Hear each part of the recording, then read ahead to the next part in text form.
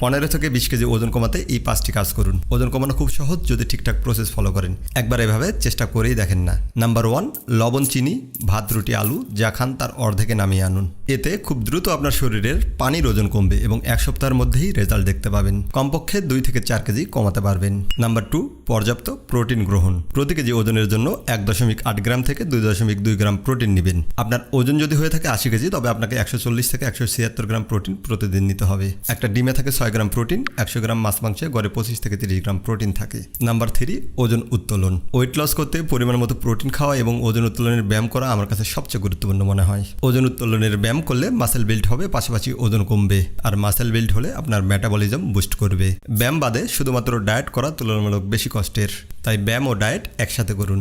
Number 4, রেস্টুরেন্টে বা বাইরে গিয়ে যে কোনো খাবার খাওয়া কমিয়ে দিতে হবে কিংবা একেবারে বাদ দিতে হবে। কারণ বাইরের খাবার টেস্টি করতে অতিরিক্ত তেল, বাটার ও অন্যান্য বিভিন্ন উপাদান